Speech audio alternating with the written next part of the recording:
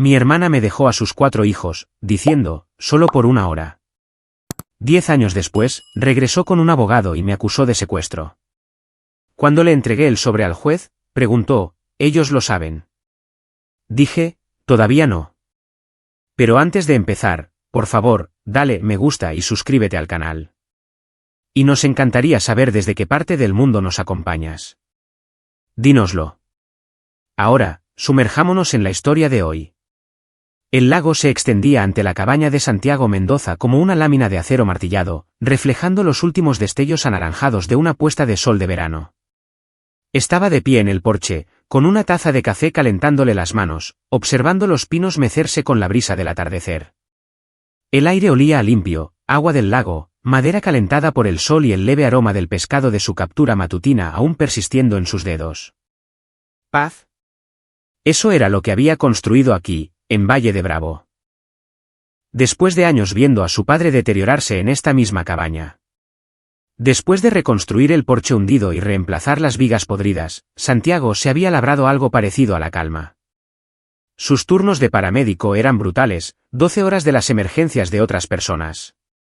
Pero cuando volvía a casa, el lago nunca hacía preguntas. Los árboles nunca juzgaban. El silencio nunca exigía nada. Entonces oyó el coche. El motor rugió al subir por su camino de grava, los neumáticos escupiendo piedras. Santiago no se movió. Tomó otro sorbo de café, ya sabiéndolo. Una parte de él siempre sabía cuándo se acercaba el caos. Aprendes esa habilidad desde temprano cuando Regina es tu hermana. El SUV se detuvo bruscamente a 15 pies de su porche, con su cara y nueva pintura negra brillando incluso en la luz mortecina. La puerta se abrió de golpe y Regina emergió como un huracán embutido en vaqueros de diseño y una blusa de seda que probablemente costaba más que sus facturas mensuales. Santiago, su voz tenía ese tono frenético que recordaba de la infancia. El tono que usaba cuando había roto algo y necesitaba que él lo arreglara antes de que su padre se enterara.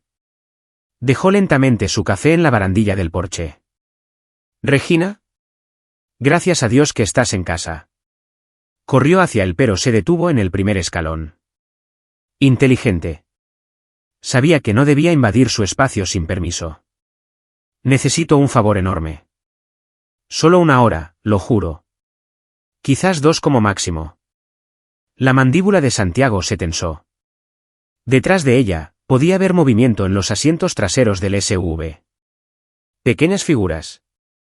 4. ¿Has traído a los niños? Surgió algo. Una reunión de emergencia. Mi teléfono no ha parado de sonar en todo el día.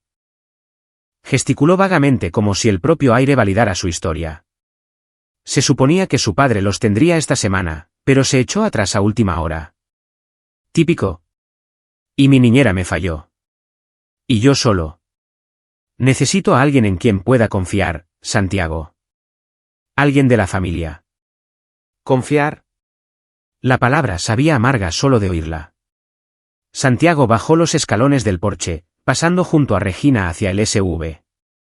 Ella se giró, siguiéndolo, sin dejar de hablar. Siempre hablando, llenando los silencios con explicaciones que no explicaban nada.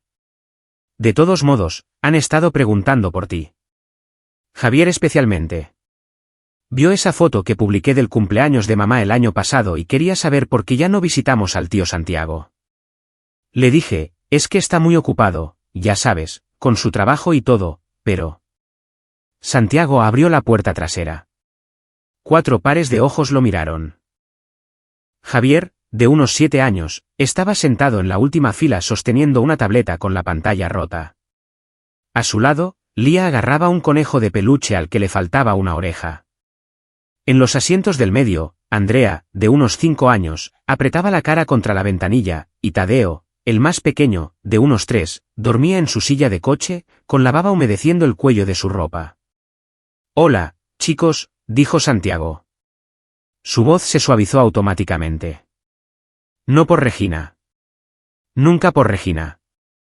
Pero los niños no eran ella. Todavía no. Tío Santiago, la voz de Javier se quebró por la incertidumbre. Así es. ¿Te acuerdas de mí? Más o menos. Bueno, yo sí me acuerdo de ti. La última vez que te vi, medías la mitad. Santiago desabrochó el cinturón de la silla de Tadeo. El niño se movió pero no se despertó.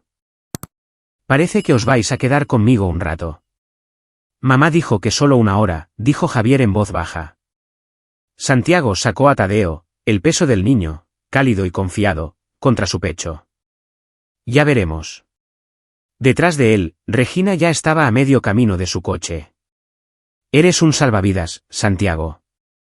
Te enviaré un mensaje cuando esté de vuelta. Debería ser rápido. 2 horas como máximo. 3, si hay mucho tráfico. Regina, la voz de Santiago la detuvo. Se giró, con una mano en la puerta del conductor. ¿Dónde están sus cosas? ¿Ropa? ¿Pijamas? Ella parpadeó. Ah, claro. Tenía una bolsa en el maletero. Lo abrió, revelando una pequeña bolsa de lona que parecía sospechosamente ligera para 4 niños, incluso para una estancia corta. Santiago la miró fijamente a la luz anaranjada del atardecer. Su rostro se veía demacrado, mayor de 34 años. Su maquillaje era impecable, pero debajo podía ver la misma expresión de animal atrapado que había llevado toda su vida. La mirada que significaba que estaba huyendo de algo. ¿Qué está pasando realmente?, preguntó él. Nada. Te lo he dicho. Solo una reunión. ¿En Valle de Bravo, un jueves por la noche? Es complicado, cosas de negocios.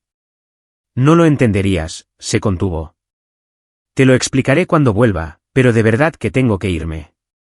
Me están esperando. Sacó la bolsa del maletero, la dejó a sus pies y volvió a su coche antes de que él pudiera decir otra palabra. El motor rugió.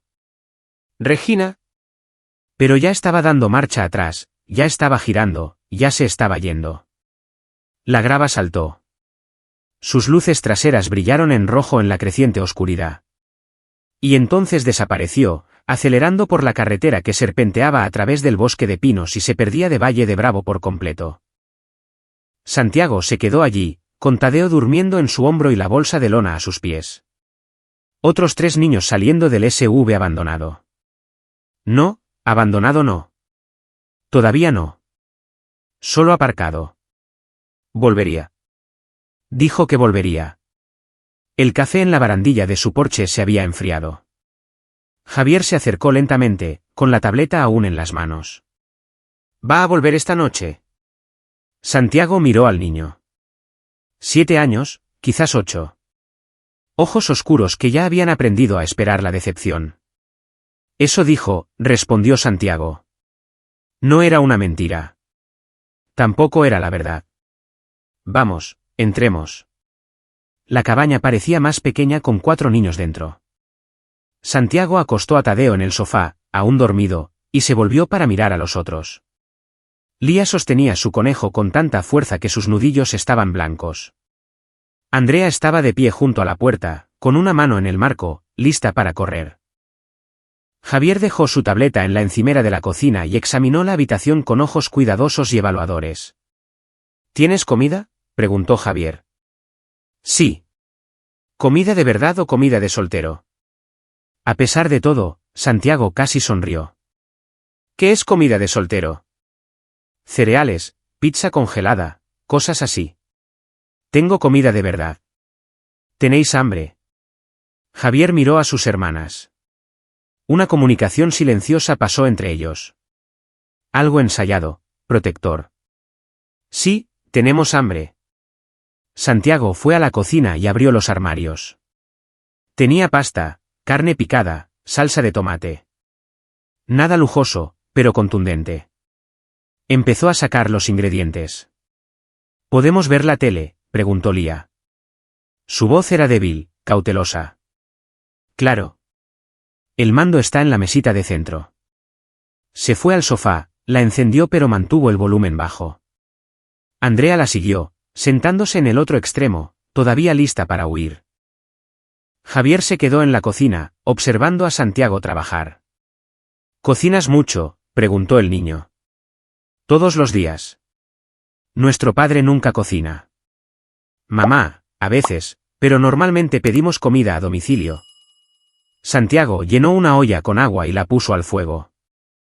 Eso sale caro. Sí. Javier guardó silencio por un momento. No va a volver esta noche, ¿verdad? La mano de Santiago se detuvo en el mando de la estufa. Miró a Javier. Le miró de verdad. El rostro del niño estaba tranquilo, resignado. Demasiado tranquilo para un niño de 7 años haciendo esa pregunta. No lo sé, dijo Santiago. Honestidad. Era todo lo que podía ofrecer. Pero aquí estáis a salvo. Todos vosotros. Javier asintió lentamente. Vale. 1 hora se convirtió en esa noche. Santiago hizo pasta, los vio comer en un silencio que se sentía a la vez cómodo y extraño. Rebuscó en la bolsa de lona que Regina había dejado y encontró una muda de ropa para cada niño. Ni de lejos suficiente. Alojó a Javier y Tadeo en su habitación de invitados. Puso a Lía y Andrea en sacos de dormir en el suelo del salón con todas las mantas que tenía. A medianoche, revisó su teléfono. Ni mensajes, ni llamadas, nada. A las 3 de la madrugada, Andrea se despertó llorando. Santiago la encontró en la oscuridad, temblando, preguntando por su madre. Se sentó a su lado, manteniendo la voz baja para no despertar a los demás. «Está bien. Estás a salvo». «¿Dónde está ella?» «No lo sé, pero estoy aquí». Finalmente, Andrea volvió a dormirse, todavía agarrada al borde de la manga de la camisa de Santiago. Él se quedó allí en el suelo hasta que el alba se coló por las ventanas, pintando las paredes de pino de gris y luego de dorado. Una noche se convirtió en una semana. Santiago llamó al teléfono de Regina 17 veces. Siempre saltaba el buzón de voz. Llamó a su exmarido, el padre de los niños, que respondió a la 4ª llamada y dijo, «¿También te ha hecho esto a ti?» «Bienvenido al club, amigo. No he visto a esos niños en 6 meses. El tribunal dice que me tocan los fines de semana, pero ella nunca aparece. Al final, dejas de intentarlo». Luego colgó. Santiago se quedó en su cocina, con el teléfono aún pegado a la oreja, escuchando el silencio. A través de la puerta, podía ver a Javier ayudando a Lía con el desayuno. Andrea estaba sentada en el sofá coloreando. Tadeo jugaba con bloques de madera en el suelo, construyendo torres y derribándolas. Una semana se convirtió en 2, luego en 3. Santiago los llevó a comprar material escolar con dinero que no tenía, los inscribió en la escuela primaria de Valle de Bravo, le explicó a su supervisor en el servicio de ambulancias que necesitaba turnos diferentes, que necesitaba estar en casa cuando bajaran del autobús. El pueblo se dio cuenta. Valle de Bravo era lo suficientemente pequeño como para que todos se conocieran. Y que Santiago Mendoza de repente tuviera 4 hijos era el tipo de chisme que se extendía por las cafeterías y las oficinas de correos como la pólvora. «¿Son los hijos de Regina?», preguntó la señora Ramírez, de la tienda de comestibles, con la voz cargada de lástima. «Sí. Va a volver a por ellos». Santiago metió leche en su carro, luego cereales, luego pan. Todo estiraba su presupuesto, pero los niños tenían que comer. «No sé. Esa chica siempre huyó de sus problemas». Santiago no respondió. Pagó, cargó las compras en su camioneta y se fue a casa. Un mes se convirtió en 3, en 6, en 1 año. Santiago aprendió sus rutinas. Javier odiaba las matemáticas pero le encantaba leer. Lía tenía pesadillas sobre ser abandonada y necesitaba luces nocturnas en cada habitación. Andrea estaba aterrorizada por los ruidos fuertes, los portazos, las voces altas, los truenos. Tadeo preguntaba por su madre cada vez menos hasta que, finalmente, dejó de preguntar. Santiago trabajaba en turnos de noche en el hospital, durmiendo en bloques dispersos de 4 horas. Les enseñó a pescar desde su muelle. Les enseñó a administrar el dinero. Les enseñó que las promesas significaban algo. Que cuando decías que estarías allí, aparecías. La primera vez que Javier se sobresaltó por el portazo de un coche, Santiago presentó su primer informe a los servicios de protección infantil. La trabajadora social vino a la cabaña, entrevistó a los niños, miró los papeles que Santiago había guardado meticulosamente, cada llamada sin respuesta, cada intento fallido de contactar a Regina, cada documento que demostraba que él era el único que mantenía a esos niños con vida. Señor Mendoza, usted entiende que no es su tutor legal. Lo sé. Podríamos ponerlos en acogida. La mandíbula de Santiago se tensó. Podrían intentarlo. La trabajadora social miró a los niños jugando en el jardín, luego volvió a mirar a Santiago y suspiró. Solicite la tutela. Hágalo oficialmente porque esto, gesticuló alrededor de la cabaña, esto es mejor que cualquier cosa que el sistema pueda ofrecerles. Santiago presentó los papeles esa noche. El Estado contactó a Regina a través de cada dirección conocida, cada número de teléfono, envió cartas certificadas, notificaciones oficiales. Ella nunca respondió. 2 años después, el juez le concedió a Santiago la tutela legal completa por defecto. El apellido de los niños se convirtió legalmente en Mendoza. Los derechos parentales de Regina López fueron suspendidos efectivamente a la espera de su regreso y respuesta. Santiago guardó cada documento en un sobremanila. Las cartas, los mensajes de voz, los informes del caso, todo. Lo selló y lo guardó en una caja de seguridad debajo de su cama. Los años se desdibujaron después de eso. Cumpleaños, obras de teatro escolares, huesos rotos, primeros días de secundaria. Santiago envejeció a pasos agigantados, con canas en las sienes y arrugas profundizándose alrededor de sus ojos. Pero los niños también crecieron, se hicieron más altos, más listos, más fuertes. Javier se volvió serio, protector, el segundo padre de la casa. Lía encontró su voz, se volvió terca y brillante, y sin miedo a discutir. La ansiedad de Andrea nunca desapareció del todo, pero aprendió a manejarla. Aprendió que Santiago siempre respondería cuando lo llamara por la noche. Tadeo se convirtió en un niño tranquilo y pensativo que prefería los libros a las personas. Eran una familia, no de sangre, o más bien no por la sangre que importaba. Por elección, por estar ahí, por quedarse. Pasaron 10 años como agua entre los dedos de Santiago. Y entonces, una mañana de octubre, un SUV negro entró en su camino de entrada. Santiago estaba en el porche, con el café en la mano, viendo el lago brillar bajo el sol de otoño. Los árboles ardían en rojo y dorado. El aire olía a humo de leña y al invierno que se acercaba. Oyó el motor antes de ver el coche. Caro, nuevo, familiar. El SUV se detuvo en el mismo lugar que hace 10 años. La puerta se abrió. Salió una mujer. Y por un momento, Santiago no la reconoció. Había envejecido bien. Pelo peinado profesionalmente, abrigo de diseño, tacones que resonaban en su camino de grava. Pero cuando se volvió hacia él, vio el rostro de Regina debajo de todo el pulimento. Sonrió, brillante, vacía. ¿Santiago? No se movió, no habló. Solo la observó acercarse con un hombre con maletín y traje oscuro siguiéndola. Ha pasado mucho tiempo, dijo Regina, deteniéndose al pie de los escalones de su porche. ¿Te ves bien? Más viejo, pero bien. Santiago tomó un sorbo de café. Ya estaba frío. Este es mi abogado, David Bustamante. Gesticuló hacia el hombre, que asintió profesionalmente. Creo que tenemos que hablar de mis hijos. Las palabras cayeron como piedras en agua tranquila. La mano de Santiago se apretó alrededor de su taza.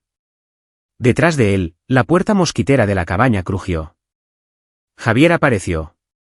17 años ahora. Alto y delgado, con la complexión de Santiago y ojos cautelosos. ¿Quién está aquí? Entra. Pero. ¿Dentro? Ahora. Javier dudó, luego obedeció. Pero a través de la ventana, Santiago podía ver rostros reuniéndose. Los 4 observando. Regina siguió su mirada y su sonrisa se ensanchó. Se han hecho tan grandes. Casi no los reconocí. Javier especialmente. Se parece a su padre. ¿Por qué estás aquí, Regina? Ya te lo he dicho. ¿Mis hijos? Se enderezó y algo cambió en su postura. Algo ensayado. Los has tenido suficiente tiempo, Santiago. 10 años. Estaba pasando por un momento difícil entonces. No estaba lista. Pero ahora estoy estable. Casada. Tengo un hogar, una carrera. Estoy lista para ser su madre de nuevo. Santiago la miró fijamente. La brisa del lago agitó los pinos. En algún lugar a lo lejos, un colimbo graznó, solitario y agudo. Tienes que estar bromeando. Hablo completamente en serio. Regina asintió a su abogado, que sacó una carpeta de su maletín. He consultado con David y creemos que tengo un caso sólido para la custodia. Nunca se suponía que te los quedaras tanto tiempo. Fue temporal, una emergencia. ¿Y tú? Su voz se endureció. Convertiste lo temporal en permanente sin mi permiso. Tu permiso, la voz de Santiago era plana, peligrosa. Sí. Los aislaste de mí. Los envenenaste contra su propia madre. Tú. Yo los salvé. Los secuestraste. La palabra quedó suspendida en el aire entre ellos como una cuchilla. Santiago bajó los escalones del porche lenta, deliberadamente. Regina dio un paso atrás por reflejo. Su abogado se adelantó, interponiéndose entre ellos. Señor Mendoza, le aconsejaría que mantuviera la calma. Santiago lo ignoró, clavando los ojos en Regina. Repite eso. ¿Me has oído? Te llevaste a mis hijos y me los ocultaste durante 10 años. Eso es secuestro parental. Es ilegal. Y voy a presentar cargos. Tú los abandonaste. Por una hora, que se convirtió en una década porque te negaste a devolverlos. La fachada pulida de Regina se resquebrajó. Y debajo, Santiago vio al mismo animal desesperado y atrapado que siempre había conocido. Te llamé. Te envié mensajes. Nunca respondiste. Simplemente. Te los llevaste y desapareciste. Santiago sacó su teléfono del bolsillo, abrió su registro de llamadas y le mostró la pantalla. 17 llamadas perdidas tuyas solo en la primera semana. 43 en el primer mes. 87 en el primer año. ¿Quieres que te muestre también los mensajes? Porque los guardé todos. Cada uno de ellos. El rostro de Regina palideció. Su abogado carraspeó. Independientemente de los problemas de comunicación pasados, mi clienta tiene derecho a solicitar la custodia. Vamos a presentar una moción en el juzgado de familia del municipio de Valle de Bravo. Se te notificarán los papeles en el plazo de una semana. Bien, dijo Santiago. Su voz era tranquila, fría. Estaré listo. Se dio la vuelta y volvió a entrar en su cabaña, cerrando la puerta tras de sí. Dentro, los niños lo rodearon de inmediato. Javier se adelantó.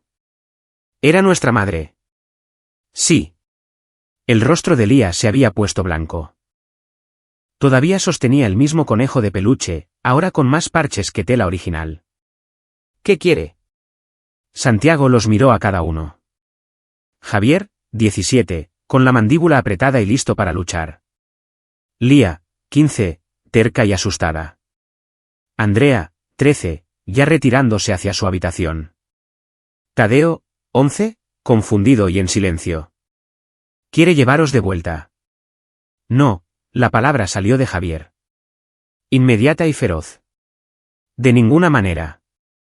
No depende de nosotros. Va a haber una audiencia en el tribunal. Entonces les diremos. Les diremos que se fue. Que nos abandonó. Lo sé. Y lo haremos. La mano de Santiago descansaba en el marco de la puerta, estabilizándose. Pero tenéis que entender una cosa. Va a luchar. Va a decir cosas sobre mí, sobre vosotros, sobre lo que pasó. Y va a ser difícil. No me importa, dijo Javier. Tú eres mi padre, no ella. A Santiago se le hizo un nudo en la garganta. 10 años. Y Javier nunca lo había llamado así antes. Javier, lo digo en serio. No nos vamos a ninguna parte. Lía asintió. Andrea se asomó desde la puerta de su habitación, pálida pero decidida. Incluso Tadeo se acercó, tomando la mano de Santiago. Vale, dijo Santiago en voz baja. Entonces luchamos.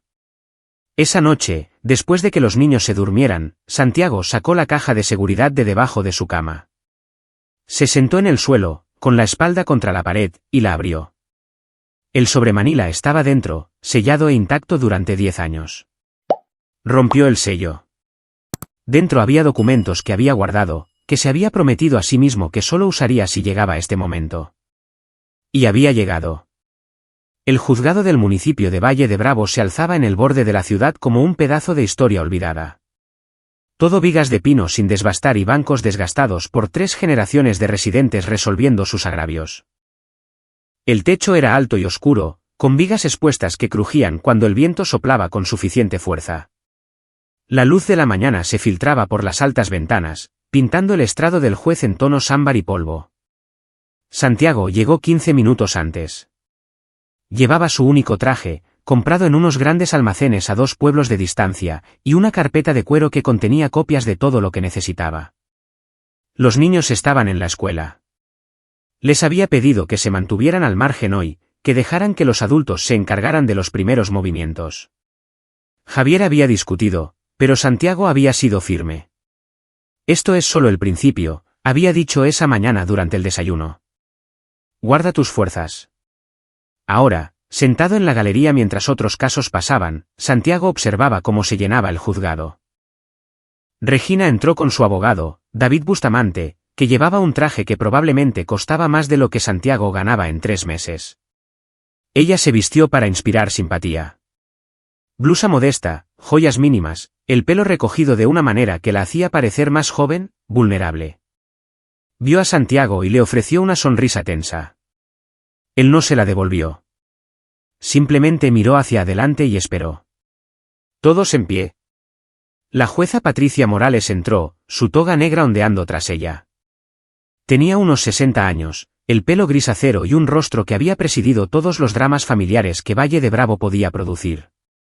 Santiago había oído que era justa pero dura.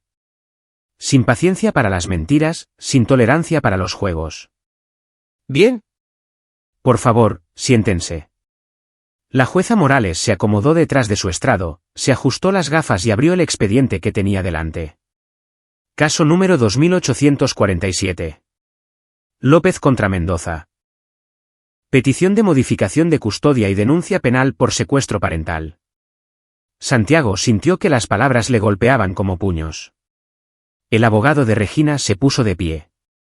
Señoría, David Bustamante, en representación de la demandante, Regina López. Mi clienta es la madre biológica de 4 hijos menores que fueron puestos temporalmente al cuidado de su hermano, Santiago Mendoza, hace 10 años en circunstancias de emergencia. A pesar de los repetidos intentos de reunirse con sus hijos, el señor Mendoza ha rechazado todo contacto, ha aislado a los niños y ha mantenido la custodia legal sin autorización judicial.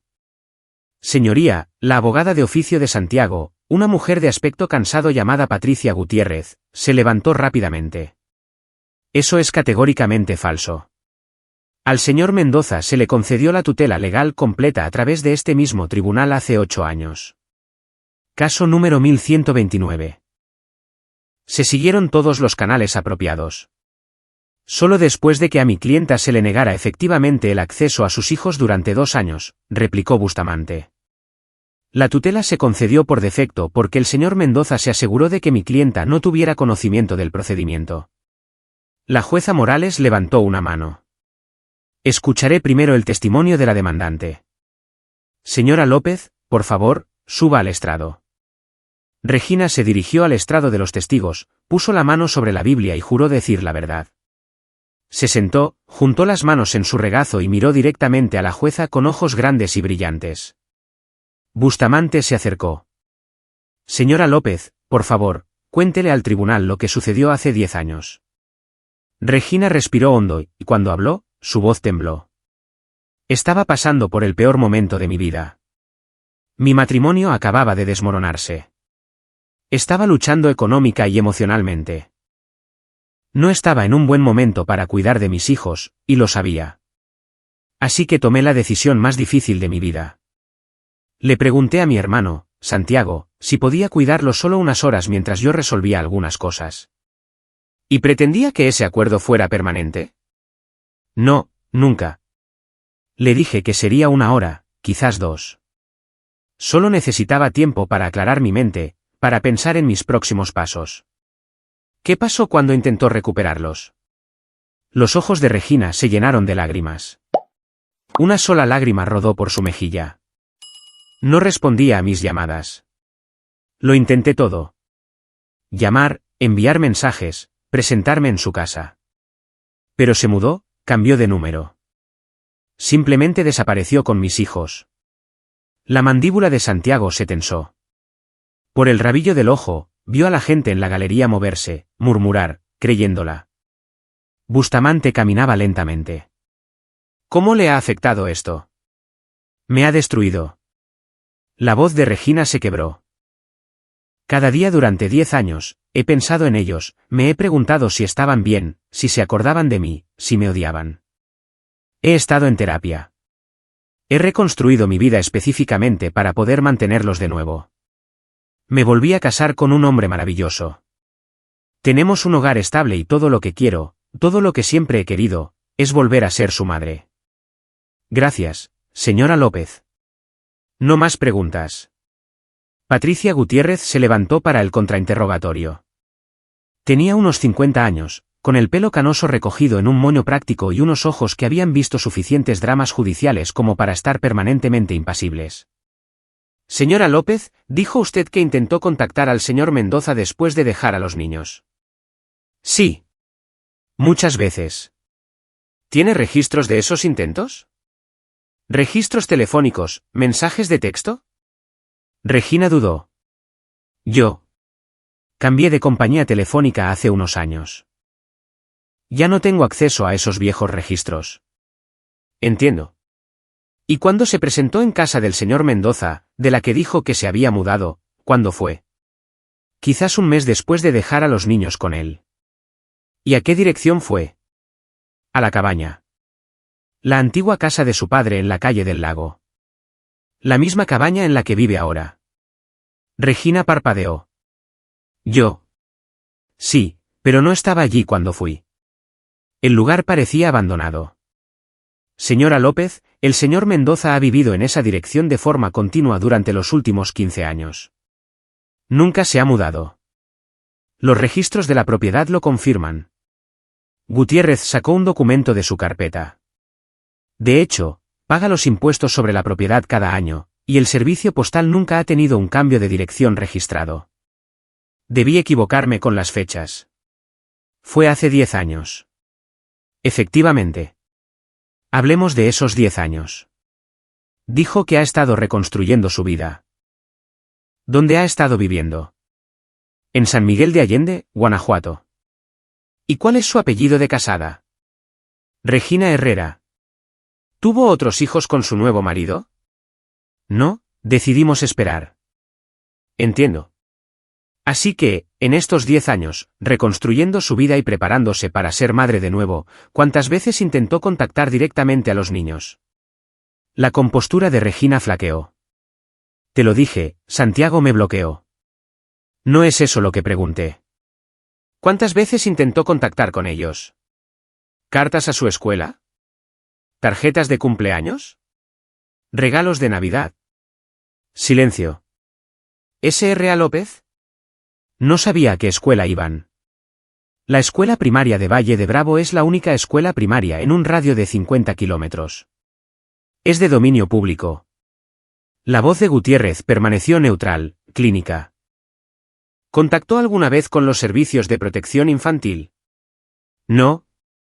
¿Presentó una denuncia por desaparición? No, porque sabía que estaban con Santiago. ¿Solicitó la custodia a este tribunal en algún momento de la última década? No tenía abogado. Pero ahora lo tiene. Las manos de Regina se retorcieron en su regazo. Mi nuevo marido me animó a luchar por mis derechos. Me ayudó a ver que lo que Santiago hizo estaba mal. Entiendo. ¿Cuándo se casó con el señor Herrera? Hace 3 años. Y le está diciendo a este tribunal que en esos 3 años nunca se le ocurrió buscar asesoramiento legal hasta hace 2 meses. Tenía miedo. Santiago es controlador. Tenía miedo de lo que pudiera hacer. Gutiérrez hizo una pausa, dejando que el silencio se alargara. Señora López, le contó a su actual marido sobre sus hijos antes de casarse con él. La pregunta cayó como una granada. El rostro de Regina perdió todo el color. Yo. Eso no es relevante, señoría. Afecta a la credibilidad de la testigo y a sus verdaderas motivaciones en este caso. La jueza Morales se inclinó hacia adelante. Responda a la pregunta, señora López. Se lo dije. Finalmente. ¿Cuándo? Hace unos meses. La galería estalló en susurros. El mazo de la jueza Morales sonó. Orden. Gutiérrez no sonrió, pero sus ojos se endurecieron. Así que se casó con un hombre, vivió con él durante 3 años y nunca mencionó que tenía 4 hijos. ¿Es eso correcto? Es complicado. Estaba avergonzada. Pensé que los había perdido para siempre. No podía. Las lágrimas de Regina cayeron con más fuerza ahora, pero parecían diferentes. Desesperadas en lugar de tristes. No lo entiendes. Santiago me lo quitó todo. No más preguntas. Bustamante se levantó para redirigir, pero el daño ya estaba hecho. Hizo algunas preguntas fáciles sobre la estabilidad actual de Regina, su hogar, sus intenciones, pero la energía en la sala había cambiado. Incluso él parecía percibirlo. La jueza Morales convocó un receso. Santiago salió al frío aire de octubre, apoyándose en el muro de piedra del juzgado. Le temblaban las manos, no de miedo, sino de la rabia que había contenido durante una década. Patricia Gutiérrez se unió a él, encendiendo un cigarrillo. Lo hiciste bien ahí dentro. Mantén la calma. Mintió sobre todo. Lo sé. Y la jueza también lo sabe. Pero solo son las declaraciones iniciales. La verdadera lucha empieza ahora. Dio una calada y exhaló el humo al viento. ¿Tienes pruebas? Pruebas reales. Santiago palmeó la carpeta bajo su brazo. Todo. Bien. Porque Bustamante va a ir a por ti con todo cuando sea tu turno en el estrado. Te pintará como el villano. El hermano controlador que le robó los hijos a su hermana por despecho. ¿Que lo intente? Gutiérrez lo estudió. Realmente no la vas a perdonar, ¿verdad? No. Bien. No lo hagas. El perdón está sobrevalorado en los tribunales de familia. Lo que necesitamos es la verdad fría y documentada. Apagó su cigarrillo. ¿Estás listo para esto? Santiago volvió a mirar el juzgado, sus viejas vigas y un siglo de historia pesando sobre todos los que entraban por esas puertas en busca de justicia. He estado listo durante 10 años. Cuando se reanudó la sesión, fue el turno de Santiago de testificar. Subió al estrado, puso la mano sobre la Biblia y prestó juramento. Desde su asiento, podía ver a Regina mirándolo, su rostro una máscara de emoción controlada. Patricia Gutiérrez se acercó. Señor Mendoza, por favor, cuéntele al tribunal lo que sucedió la noche en que la señora López trajo a sus hijos a su casa. Santiago lo relató exactamente como sucedió. La llegada repentina. La energía maníaca de Regina. Sus explicaciones vagas. La única bolsa de lona con apenas ropa para una noche, y mucho menos para 4 niños. ¿Y qué esperaba usted en ese momento? Pensé que volvería a la mañana siguiente. Quizás esa tarde. Regina tenía un historial de ser poco fiable, pero no, hizo una pausa, no así. ¿Qué pasó cuando no regresó? Intenté llamar 17 veces en la primera semana. Nunca contestó. Llamé a su exmarido. Dijo que no la había visto en meses. Llamé a sus amigos. La misma historia. Era como si se hubiera desvanecido. ¿Qué hizo usted? Cuidé de los niños. Los inscribí en la escuela. Me aseguré de que tuvieran comida, ropa, estabilidad, cosas que nunca habían tenido realmente. Bustamante objetó. Señoría, el testigo está editorializando sobre condiciones que no podría conocer. Sostenido. Cíñase a los hechos, señor Mendoza. Santiago asintió. Cuando Regina no volvió después de 6 meses, contacté con los servicios de protección infantil. Quería hacer las cosas legalmente. La trabajadora social me recomendó que solicitara la tutela. Y así lo hice. ¿Y el tribunal le concedió esa tutela? Sí. Hace 8 años. Gutiérrez se dirigió a la jueza. Señoría, me gustaría presentar la orden de tutela como prueba. Fue admitida en el registro. Bustamante contrainterrogó como se esperaba. Intentó pintar a Santiago como obsesivo, controlador, alguien que había visto una oportunidad para reemplazar a su hermana y la había aprovechado. Pero las respuestas de Santiago se mantuvieron firmes, fácticas, sin emociones. No es cierto, señor Mendoza, que usted y su hermana tenían una relación difícil. Teníamos una relación complicada, como la mayoría de los hermanos. No le guardaba rencor por tener una vida fuera de Valle de Bravo mientras usted se quedaba aquí cuidando de su padre moribundo. La mandíbula de Santiago se tensó. ¿No? ¿De verdad? ¿No se sintió abandonado cuando ella se mudó a Monterrey y lo dejó solo para encargarse de todo? Mis elecciones fueron mías, Bustamante caminaba. Y cuando ella necesitó ayuda, cuando acudió a usted en una crisis, vio la oportunidad de quitarle algo, ¿no es así? No vi a 4 niños que necesitaban que alguien estuviera ahí para ellos. Y lo estuve. Alienándolos de su madre. Estando ahí cuando ella no lo estaba. El rostro de Bustamante enrojeció. Hizo varias preguntas más, cada una tratando de quebrar la compostura de Santiago. Pero Santiago había pasado 10 años preparándose para este momento. Cada respuesta fue medida, cada hecho documentado. Finalmente, Bustamante se sentó.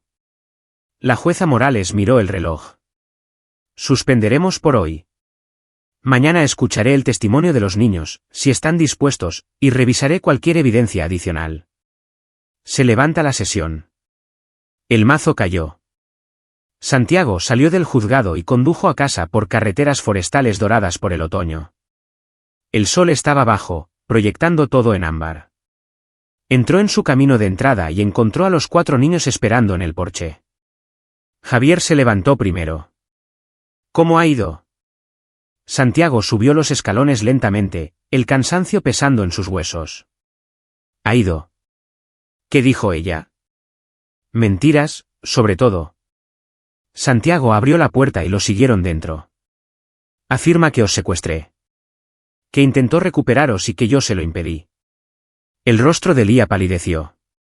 Eso no es verdad. Lo sé. Deberíamos estar allí. Deberíamos decírselo. Lo haréis mañana. La jueza quiere escucharos.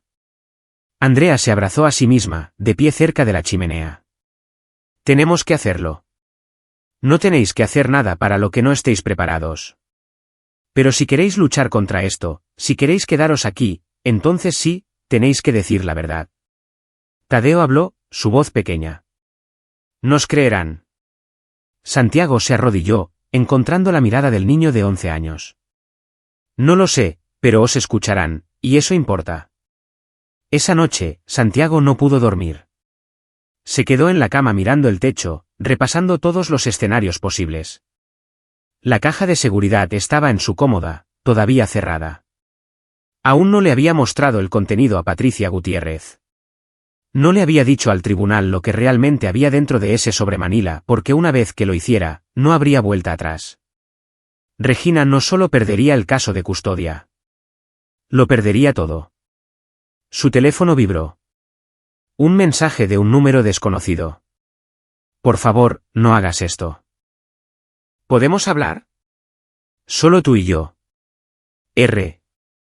Santiago miró el mensaje. Regina tenía su número. Por supuesto que sí. Siempre había sabido cómo encontrarlo cuando necesitaba algo.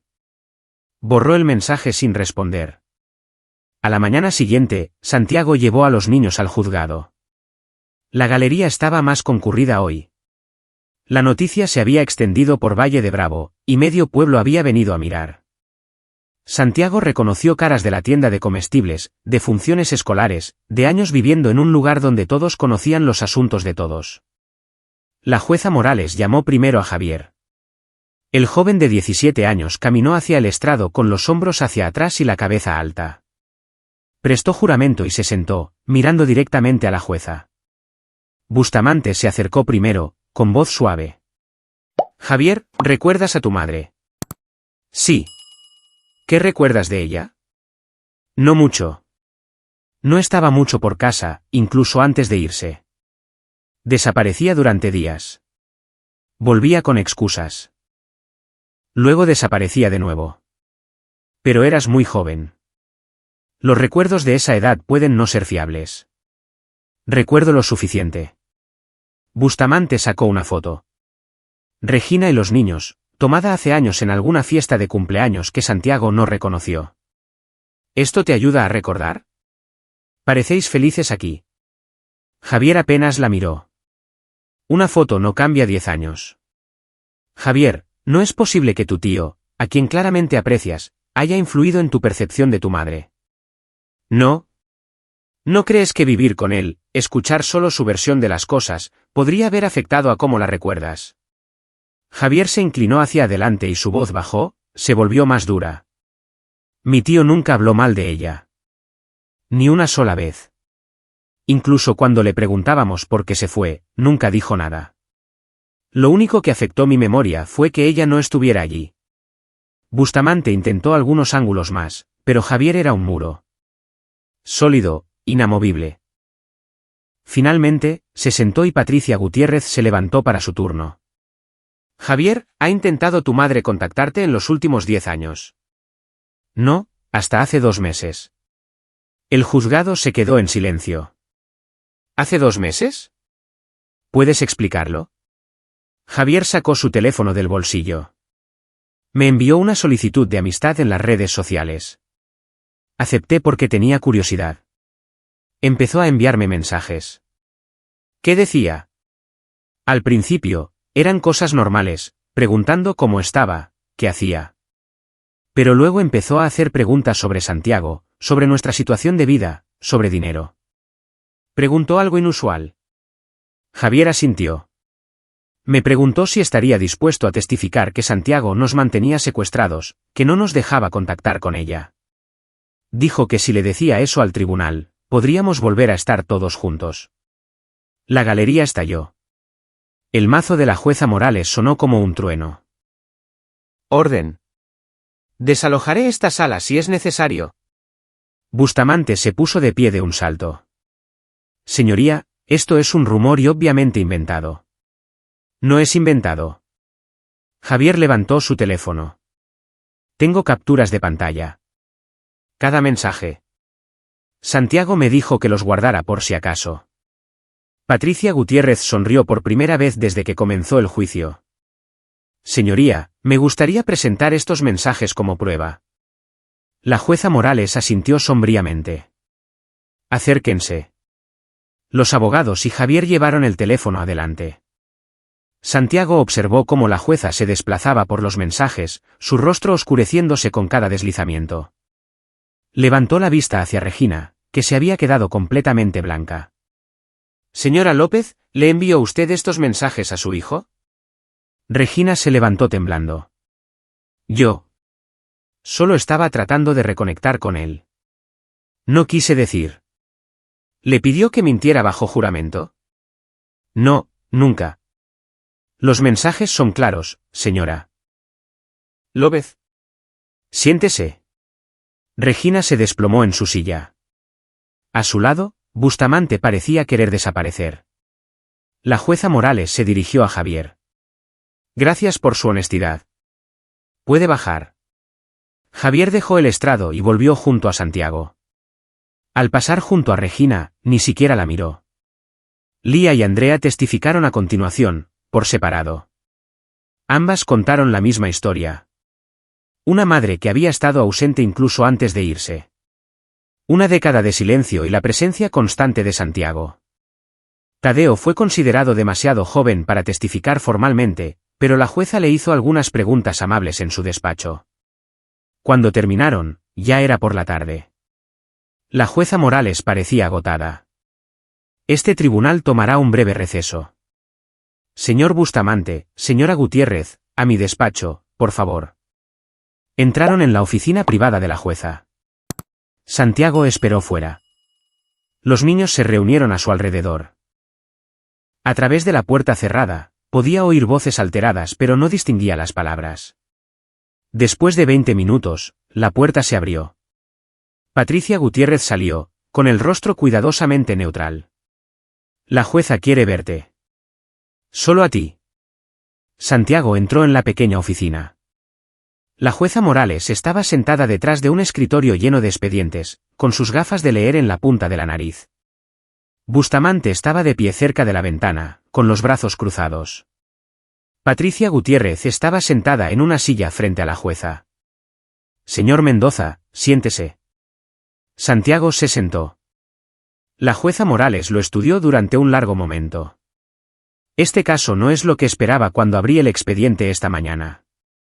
Voy a ser muy directa con usted. ¿Tiene algo más que necesite presentar? Porque ahora mismo, basándome en lo que he oído, estoy inclinada a desestimar por completo la petición de la señora López. Santiago metió la mano en su chaqueta y sacó el sobremanila. Lo puso sobre el escritorio. ¿Qué es esto?, preguntó la jueza Morales. Pruebas. Todo lo que explica por qué Regina se fue realmente. Bustamante se adelantó. Señoría, si esto es algún intento de introducir. Usted ha perdido toda autoridad moral aquí, señor Bustamante. Le sugiero que se mantenga en silencio. La jueza Morales abrió el sobre y sacó el contenido. Leyó en silencio, su expresión cambiando de severa a sorprendida, y luego a algo cercano a la ira. Después de 10 minutos, levantó la vista hacia Santiago. Señor Mendoza, ¿saben los niños de esto? No, señoría. ¿Alguien más lo sabe? Solo yo. ¿Y ahora usted? La jueza Morales dejó los documentos con cuidado. Se quitó las gafas y se frotó los ojos. Esto lo cambia todo. Señora Gutiérrez, señor Bustamante, volvemos a la sala. Ahora. Regresaron a la sala del tribunal. Regina levantó la vista, confundida y asustada. La galería se había vuelto a llenar. Todos los asientos ocupados, gente de pie junto a la pared del fondo. La jueza Morales ocupó su asiento. He revisado pruebas adicionales presentadas por la defensa. Dada la naturaleza de estas pruebas, voy a pedir a los menores que esperen fuera mientras procedemos. Santiago asintió a Javier, quien reunió a sus hermanos y los sacó. Las puertas se cerraron tras ellos. La jueza Morales se dirigió a Regina. Señora López, le voy a dar una oportunidad de decir la verdad antes de revelar lo que hay en este sobre. ¿Por qué dejó realmente a sus hijos con su hermano hace 10 años? Las manos de Regina se aferraron a la mesa frente a ella. Le dije que necesitaba tiempo. La verdad, señora López. Estoy diciendo la verdad. Entonces no me deja otra opción. La jueza Morales cogió el sobre. El señor Mendoza ha presentado pruebas que incluyen documentos de investigación federal, registros financieros y una confesión firmada escrita por usted y fechada hace 10 años. Según estos documentos, usted estaba bajo investigación federal por fraude. Huyó del Estado para evitar el arresto, y dejó a sus hijos con su hermano para evitar implicarlos en sus crímenes. La sala del tribunal explotó. Regina se puso de pie de un salto. Eso es mentira. Él falsificó esos documentos. Está tratando de destruirme. Siéntese, señora López. No. Esto es una locura, señoría. No puede creer. Los documentos están autenticados. Incluyen números de casos federales que puedo verificar con una sola llamada telefónica. La voz de la jueza Morales cortó el caos como el hielo. Usted utilizó la dirección de su hermano para sus actividades fraudulentas. Cuando los agentes federales llamaron a la puerta, él cooperó con su investigación. ¿Y usted huyó? El rostro de Regina se descompuso. Miró a Santiago, con los ojos desorbitados. Bastardo. Se suponía que debías protegerme. Se suponía que debía protegerlos a ellos, dijo Santiago en voz baja. Y lo hice. Bustamante susurraba frenéticamente a Regina, pero ella lo apartó de un empujón. No lo entiendes. No tenía otra opción. Iban a arrestarme. Iban a quitarme todo. Así que en su lugar, le quitó la madre a sus hijos, dijo la jueza Morales con frialdad. Abandonó a 4 niños para salvarse a sí misma. Iba a volver. Solo necesitaba tiempo para arreglar las cosas. 10 años. Necesitaba 10 años. Regina se desplomó de nuevo en su silla, sollozando. Bustamante miró a la jueza Morales, impotente. Señoría, mi clienta claramente necesita tiempo para... Lo que su clienta necesita, señor Bustamante, es un abogado de defensa penal. Porque voy a remitir estos documentos a la Fiscalía General de la República. El mazo de la jueza Morales cayó. La petición de custodia de la señora López es denegada.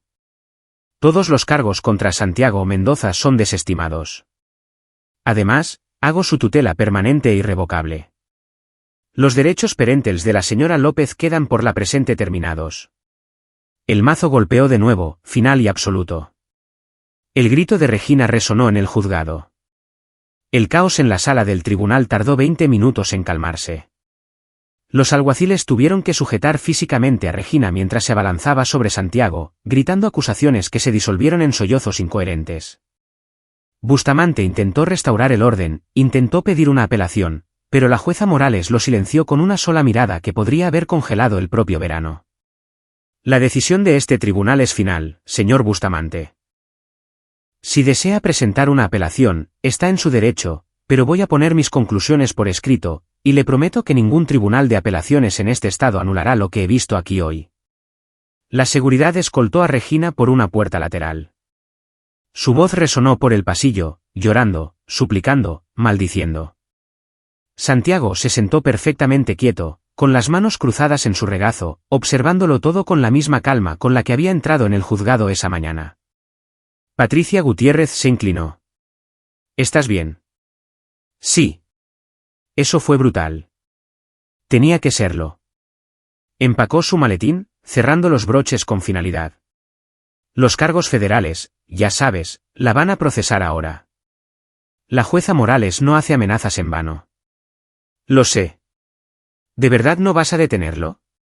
Sigue siendo tu hermana. Santiago se levantó, ajustándose la chaqueta. Dejó de ser mi hermana la noche que se fue. Gutiérrez lo estudió por un momento, luego asintió lentamente. ¿Justo? Cuida de esos niños, señor Mendoza. Tienen suerte de tenerte. Santiago encontró a los niños en el pasillo, sentados en un banco bajo una alta ventana. La luz del sol entraba a raudales, iluminando motas de polvo que flotaban como nieve. Javier se levantó cuando vio a Santiago, su rostro una máscara cuidadosa, tratando de no mostrar esperanza. Y bien. Se acabó. Os quedáis conmigo permanentemente. Lía rompió a llorar. Andrea se cubrió la cara con las manos.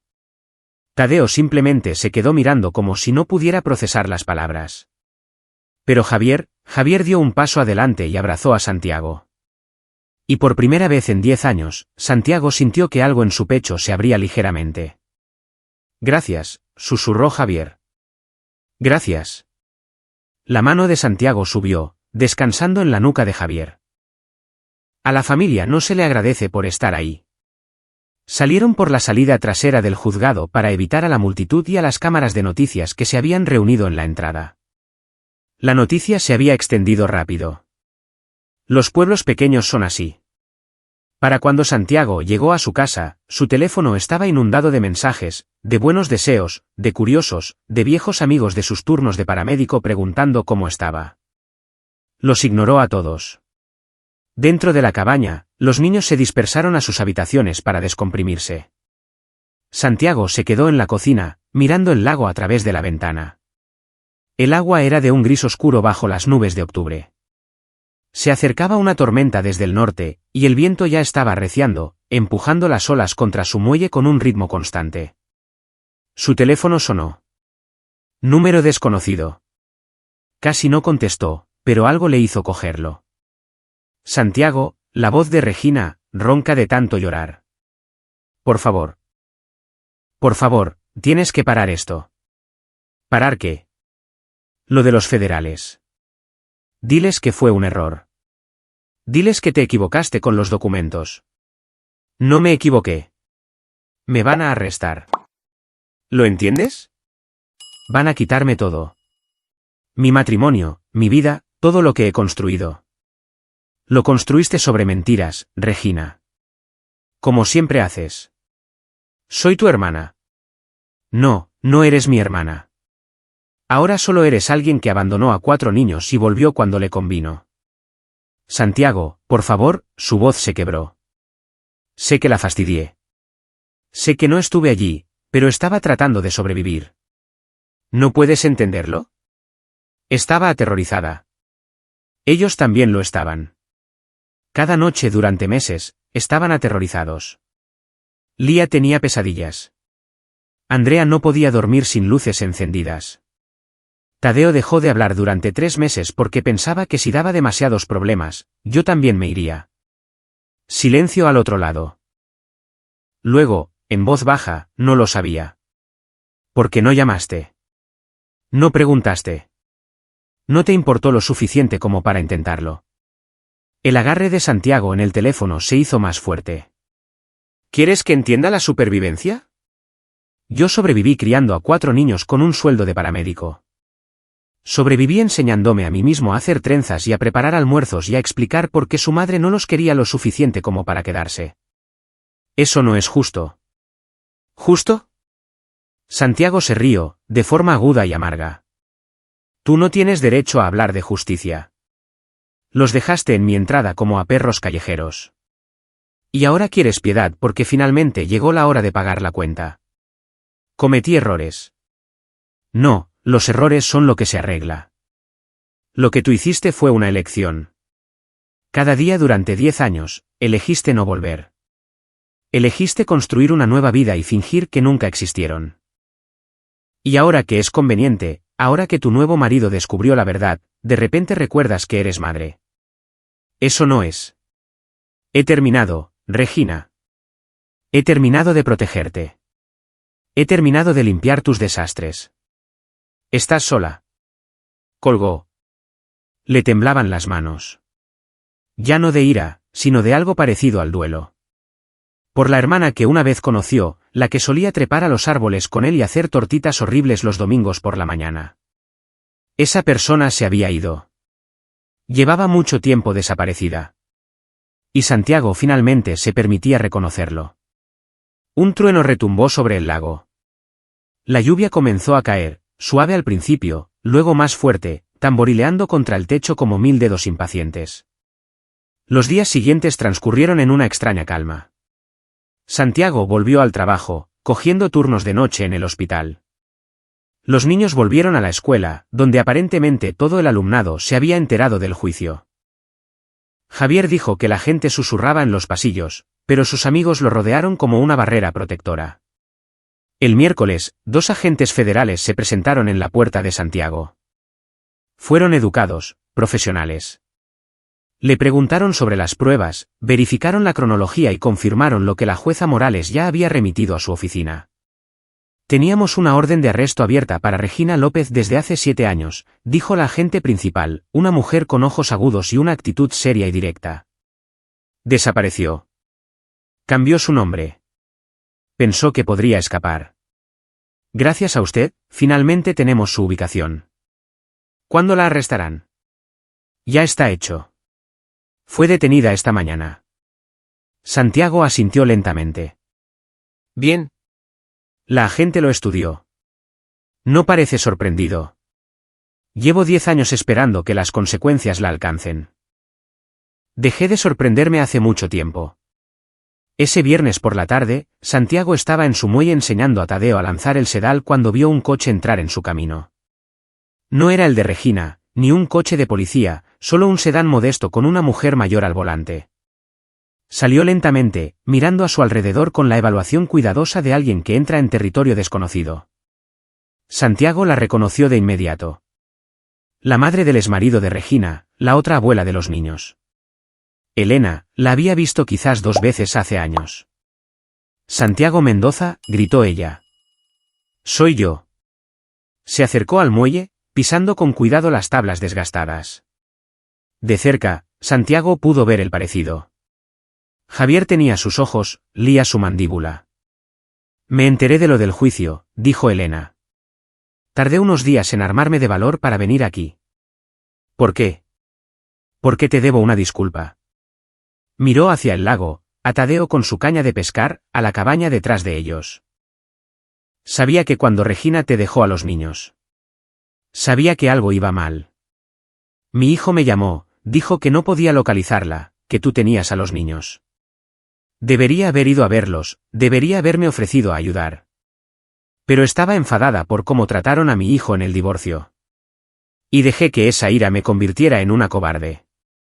Santiago no respondió de inmediato. Recogió su propio sedal, lo lanzó de nuevo. Necesitaban una familia. Tú podrías haber sido eso. Lo sé. Y lo siento. No puedo compensar el tiempo perdido, pero, sacó un sobre de su bolso, no sellado como el de Santiago. Solo un sobre blanco normal con una chequera dentro. Quiero ayudar ahora. Con los fondos para la universidad, lo que necesiten. Sé que no arregla nada, pero... No necesitan dinero, interrumpió Santiago. Necesitan gente que esté ahí. ¿Puedes hacer eso? Elena lo miró a los ojos. Sí, puedo hacer eso. Entonces quédate con tu dinero y ven a cenar el domingo. Conócelos como es debido. Sé su abuela. Ella contuvo las lágrimas. Me gustaría mucho. La cena del domingo fue incómoda al principio. Elena trajo una cazuela que estaba demasiado salada y un pastel comprado en la tienda que estaba demasiado dulce, pero los niños se encariñaron con ella cuando empezó a contar historias sobre su padre de niño. Antes de que se convirtiera en la figura ausente que apenas recordaban. Al final de la noche, Lía le estaba mostrando a Elena sus dibujos y Tadeo se subió a su regazo mientras veían la tele. Santiago limpiaba en la cocina, observando a través de la puerta. Javier apareció a su lado, secando los platos. ¿Crees que se quedará?, preguntó el chico en voz baja. No lo sé, pero ya veremos. Es todo lo que podemos hacer, ¿no? Ver quién aparece. Santiago miró a su sobrino. No, a su hijo. Eso era lo que decían los papeles ahora. Su hijo. Es todo lo que podemos hacer. Octubre se fundió con noviembre. Los árboles se quedaron desnudos. El lago se volvió gris acero y agitado. Santiago celebró su 33 cumpleaños en silencio. Sin fiesta, solo un pastel que Lía horneó que se hundió por el medio pero que de todos modos sabía a amor. Regina llamó desde la cárcel 2 veces. Santiago no contestó. Envió cartas. Él las quemó sin abrirlas. Algunas personas pensaban que era cruel. Oía los susurros en la tienda de comestibles, en los eventos de la iglesia a los que raramente asistía. Sigue siendo su hermana. Cometió errores, pero todo el mundo merece el perdón. Pero el perdón no se trataba de merecer. Se trataba de confianza, y la confianza una vez rota por completo no vuelve a crecer. No para Santiago. Quizás eso lo hizo duro. Quizás eso lo hizo implacable. Podía vivir con eso. En acción de gracias, Elena vino a cenar. También algunos de los compañeros de trabajo de Santiago del hospital. Personas que se habían convertido en amigos a lo largo de los años. La cabaña estaba ruidosa, cálida, llena de voces y risas que rebotaban en las paredes de pino y llenaban cada rincón de vida. Santiago estaba de pie a la cabeza de la mesa, cortando el pavó, y sintió algo que no había sentido en 10 años. ¿Paz? No felicidad, exactamente. ¿Paz? La clase de paz que viene de saber que hiciste lo correcto, incluso cuando fue difícil. Especialmente cuando fue difícil. Javier levantó su copa de sidra espumosa. Quiero hacer un brindis. Todos se callaron. El joven de 17 años se puso de pie mirando alrededor de la mesa a los rostros iluminados por la luz de las velas. Hace 10 años, mi vida era un caos. No sabía dónde dormiría o si alguien se acordaría de darme de comer. Entonces apareció alguien. Alguien que no tenía por qué hacerlo, que tenía todas las razones para decir que no, pero que dijo que sí de todos modos. Alguien que me enseñó que la familia no es solo sangre. Es quien se queda cuando todos los demás se van. Miró directamente a Santiago. Así que, un brindis por el mejor padre que nadie podría pedir. Gracias por elegirnos. A Santiago se le hizo un nudo en la garganta. Alrededor de la mesa, los rostros se veían ligeramente borrosos a la luz de las velas, pero levantó su copa. Por la familia. Por la familia, repitieron todos. Diciembre llegó con la primera nevada. Santiago llevó a los niños a deslizarse en trineo por la colina detrás de la cabaña. Construyeron muñecos de nieve que Tadeo derribó de inmediato.